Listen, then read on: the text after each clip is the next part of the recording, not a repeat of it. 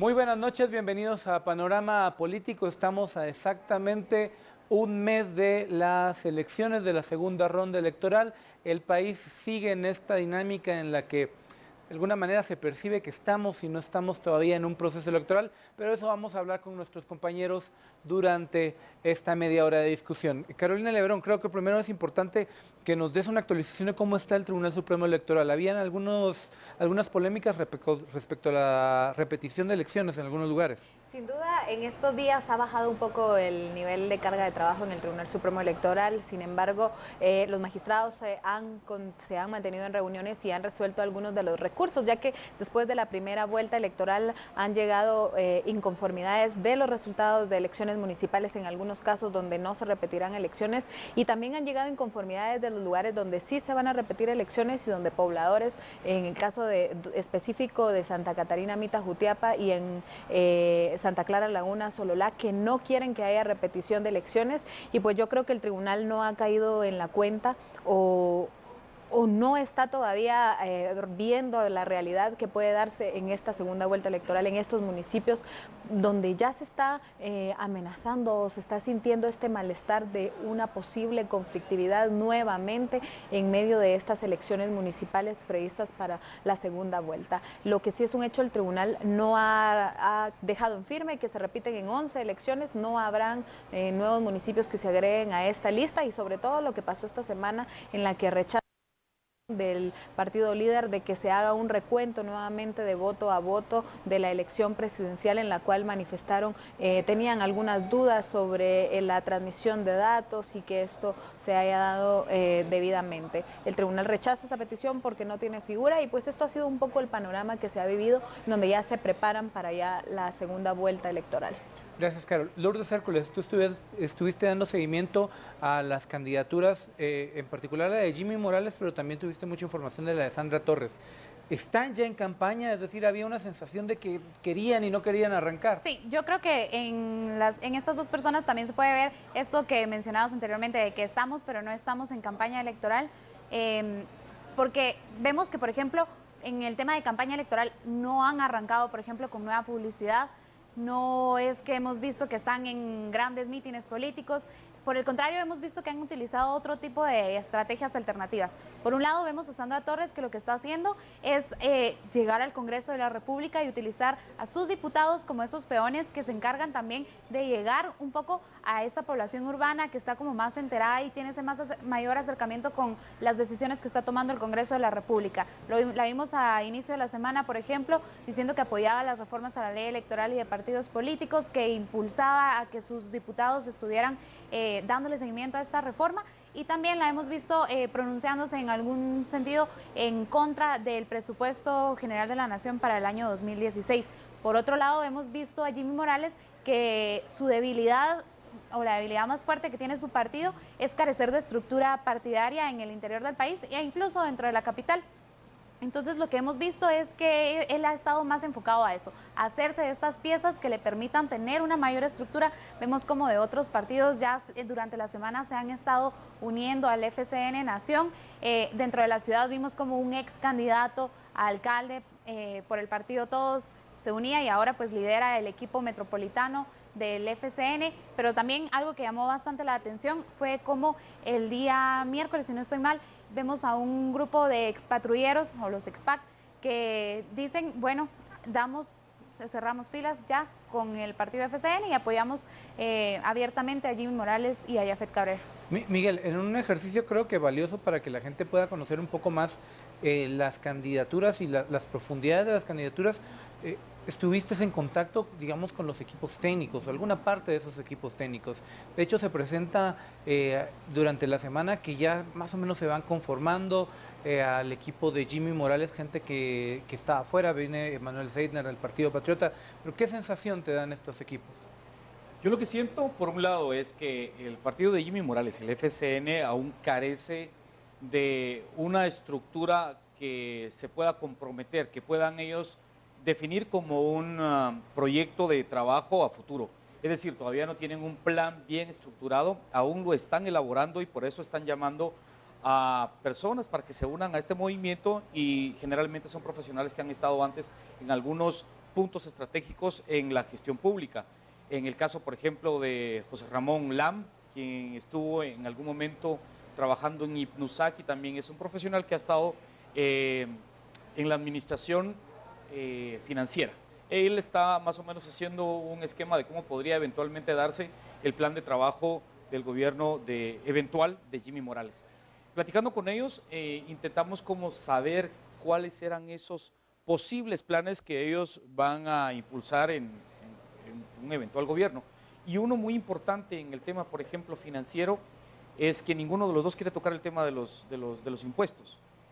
Por una parte están hablando que el presupuesto pues no es el adecuado, que no va a alcanzar el presupuesto, pero el equipo de Jimmy Morales lo tiene bien claro, no van a tocar el tema de los impuestos, no van a subir impuestos, y por eso creo que también cuando la Corte de Constitucionalidad le dice no al impuesto al cemento, a la telefonía y el impuesto al cemento, ¿no? Que eran estos tres importantes impuestos, y a las regalías en cuanto a minería, pues ellos dijeron que bueno, que de alguna manera pues el país no estaba en condiciones como para poder subir ese tipo de impuestos. Y creo que no lo van a tocar durante un buen tiempo. Lo que quieren hacer es un reacomodo estructural. Lo que sí quedó claro también, platicando con el señor Lam, es que ellos van a promover las transferencias de un ministerio a otro. Y eso lo tienen bien claro también. Lo que van a hacer es mover dinero de uno a otro. Entonces ellos están rogando porque no se le vayan a dar muchos candados al presupuesto dentro del Congreso y poder ellos hacer este tipo de transferencias. ¿Cómo evalúan la posición hoy del Congreso, que va a ser clave para cualquiera de los dos que gane, de que la Comisión de Finanzas se haya ampliado de 11 diputados manejada por el Partido Líder y el Partido Patriota a una comisión mucho más mixta? ¿Cómo lo ven? Mira, yo lo que creo en ese sentido, y para terminar tal vez con lo de FCN, tienen 11 diputados y uno al Parlamento Centroamericano.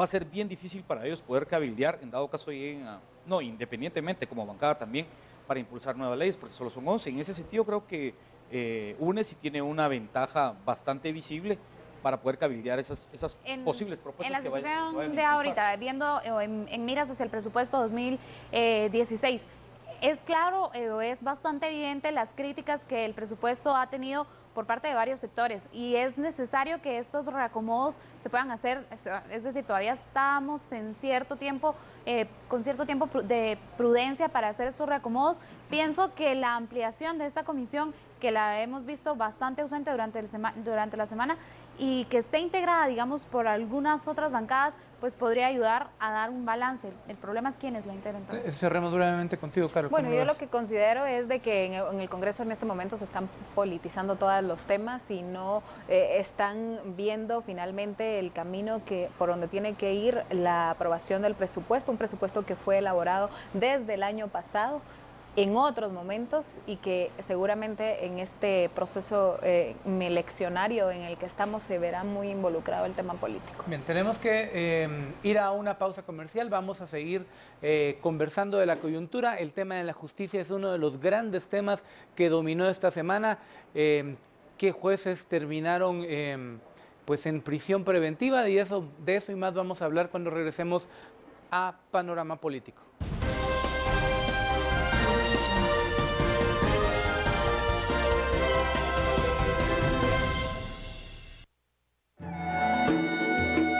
Televidentes, soy Vida Amor de Paz y me encuentro con el excelentísimo señor embajador de Taiwán en Guatemala, Adolfo Sum, para invitarles a sintonizar los secretos mejor guardados de toda la obra que ha hecho Taiwán en Guatemala. Hablaremos de agricultura, infraestructura, educación, salud.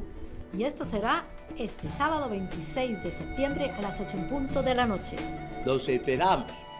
Solo por Guatevisión.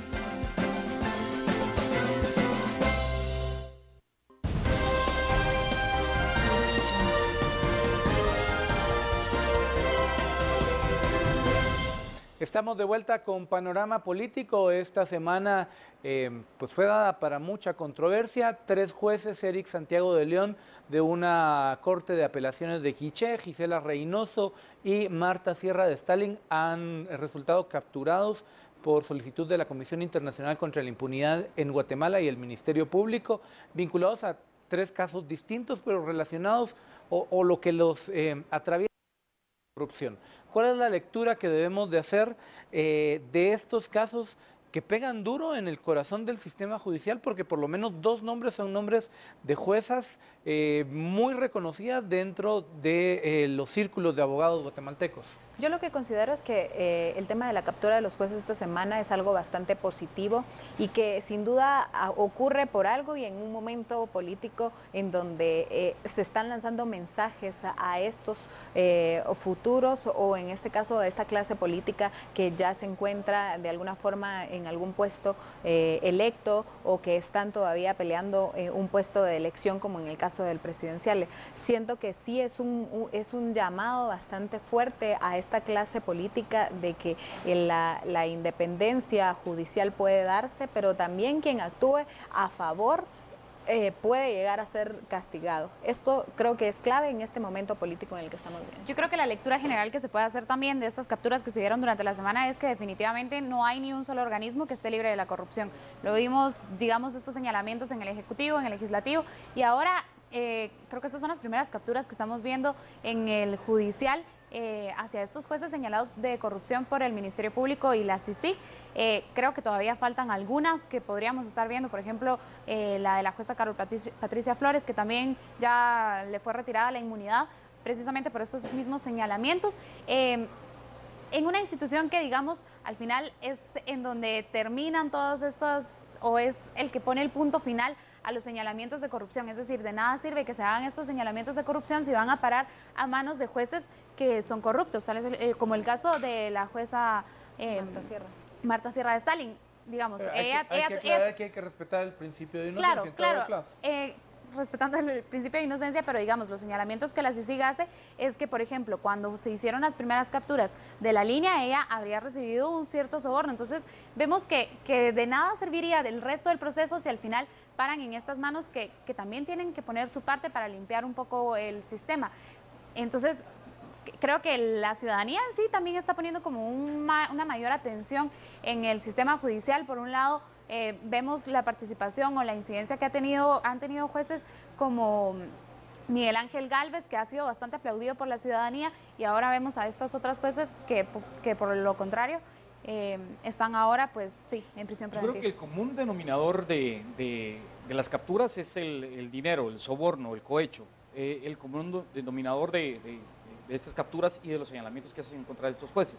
Yo recuerdo una lista que CICIG, jueces de la impunidad. Los jueces de la impunidad. En su momento fue muy polémico el asunto porque CICIG no pudo comprobar por medios de prueba que efectivamente estos jueces estaban involucrados en actos de corrupción. Sin embargo, creo que las investigaciones se dieron a más y ahora es cuando definitivamente se demuestra, y la CICIG obviamente si no tiene esas pruebas no llevaría o no pediría que se capture a estos jueces. Yo creo que el punto final está muy lejos todavía.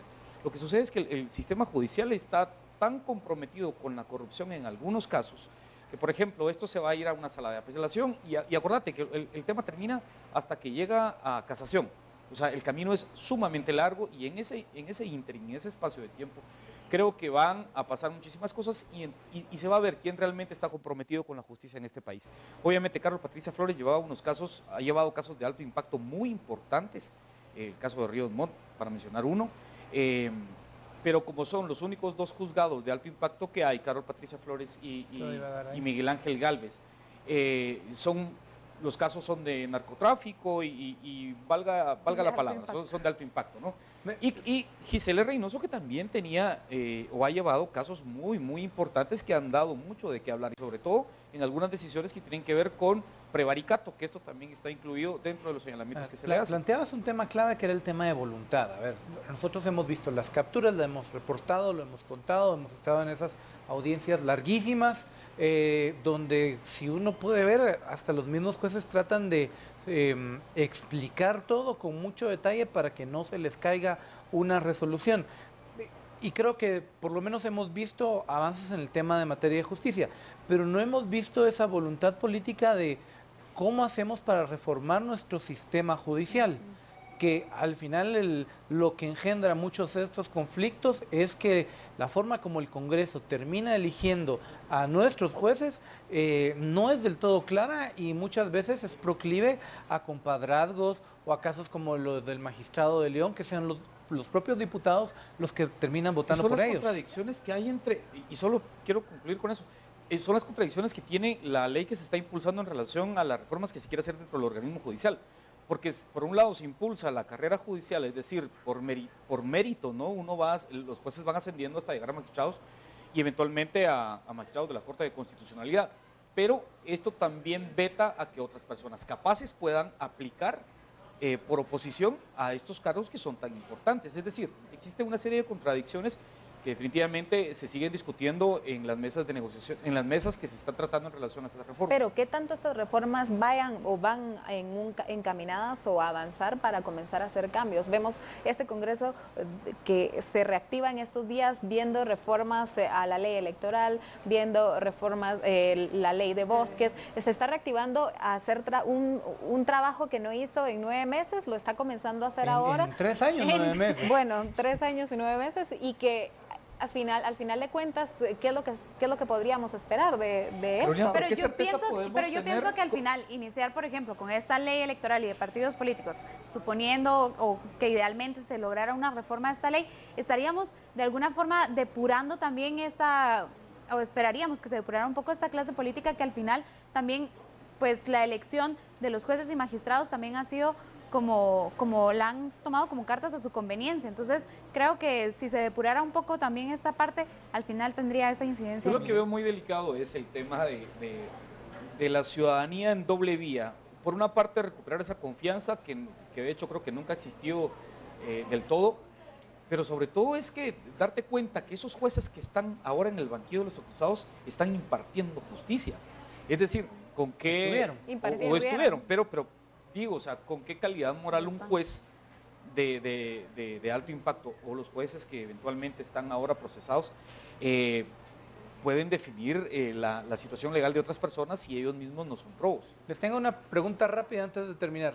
Estamos discutiendo el tema de justicia nosotros, pero ¿lo han visto en algún partido político en el último mes? Ya aguas y teniendo dos en contienda, Lourdes. No, digamos dentro del Congreso, quien lleva esa bandera un poco es Oliverio García Rodas, pero por el contrario ha estado bastante ausente y ni él ha tenido esa bandera en estos momentos. ¿Lo has visto, Miguel? No, yo creo que no, yo creo que todavía pasaron el tiempo de riesgo, esa zona de riesgo donde estaban, creo que ya la van superando con eso de que no se pudo aprobar la ley en su momento electoral y de partidos políticos, y creo que ahorita están en una zona de confort en donde no se van a mover todavía. Yo esperaría que en los próximos días exista un foro, un debate en donde se pueda abordar este tema de justicia y seguridad de los presidenciales. Sí, creo igualmente que muchos ciudadanos están esperando ese debate dentro del Congreso de la República para por lo menos que haya una discusión para ver dónde avanzamos en materia de justicia.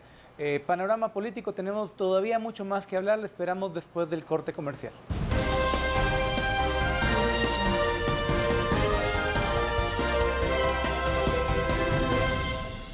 Estamos de vuelta en Panorama Político, nos queda todavía un bloque para conversar qué es lo que está pasando en el país. Lo mencionaba al principio, estamos a 29 días en realidad de las elecciones generales, pautadas para las elecciones en segunda vuelta, pautadas para el 25 de octubre. ¿A dónde vamos? ¿Cuál es la sensación que les genera estas dos candidaturas en este momento en contienda? Miguel. Yo creo que en este momento ya están cuajando y ya están llegando a un momento en donde están moldeando definitivamente la propuesta y sobre todo, no sé si ideología, pero por lo menos están definiendo de qué lado están y hay que ser enfático en eso. Jimmy Morales es sinónimo de pasado militar y está al lado de militares. Lo podemos ver con este pronunciamiento que hace Jafet en relación a los expac, porque necesitan ese poder local. Los expac obviamente tienen una representación de alguna manera en el interior del país y estamos viendo que están cuajando como esas alianzas. Jimmy Morales en algún momento dice, no vamos a hacer alianzas, sin embargo habla con Linet Montenegro, sin embargo habla con Eduardo Suger y sin embargo habla con otras personas que eventualmente lo podrían apoyar. Entonces él habla de apoyos de personas y no de partidos políticos, pero eso es un poco contradictorio. Y por el lado de Sandra Torres creo que ya se sabe un poco más de dónde viene, quiénes son, que es una socialdemocracia que creo que se va acercando un poco más a la derecha, pero sigue siendo de izquierda. Entonces yo creo que se están definiendo bien. Obviamente las personas, el voto de Sandra Torres está en el área rural, Jimmy Morales tiene su nicho posiblemente mayor en la capital. Precisamente a ese punto iba yo, al tema de dónde está el voto de cada uno. Yo siento que hay muy poco contenido, muy poca propuesta para darle a la ciudadanía de dónde elegir. Y se están concentrando más en dónde hacer este tipo de alianzas, en dónde poder captar más votos, tanto Sandra como ganar votos en la capital y Jimmy como ganar votos en el interior como los ex-PAC. Siento que esto es lo que está faltando en este proceso de elección presidencial, que es muy importante darle a las personas un contenido, darles a las personas una propuesta. No los hemos visto subidos en una tarima. Esto es una guerra. Y también en el sentido de... Perdón, en el sentido de hacia dónde vamos. Por ejemplo, he escuchado a muchas personas que dicen de qué sirvió tanta manifestación, de qué sirvió de que haya salido el presidente y la vicepresidenta, de qué sirvió al final todos estos movimientos si al final paramos con dos candidatos que no nos muestran propuestas claras, que no nos muestran este tipo de, sí, al final de propuestas que los ciudadanos quisiéramos escuchar, de planes de gobiernos concretos. Entonces, creo que al final... ya estaba un poco como cantado quiénes iban a ser los candidatos y mucho por ahí no se podía mover, pero en lo que sí estamos a tiempo todavía es en venir y pedirles, por ejemplo, a estos dos candidatos, miren, necesitamos saber quiénes serían, por ejemplo, su posible gabinete, algo que ninguno de los dos se ha atrevido a decir, quiénes son los financistas que están detrás de estas dos candidaturas, son cosas que todavía están pendientes y que aunque no podamos mover las candidaturas como tal, sí podemos todavía exigir este tipo de cuestiones. Pero, a ver, en el tema de financiamiento creo que la lección grande es que los partidos no van a revelar a sus verdaderos financistas, ¿verdad? Verdaderos. Aunque en la forma sí hemos visto cómo el dinero está fluyendo a uno y otro lado. Les tenía la pregunta, ¿abona a esta democracia trastocada, muy marcada por las manifestaciones, esta dicotomía que planteaba Miguel de los exmilitares con Jimmy y la izquierda con Sandra? Digamos, en el papel, en cualquier otro país, esto hasta parecería sano. ¿Cómo lo ven para acá? Es que ¿qué tan genuino es?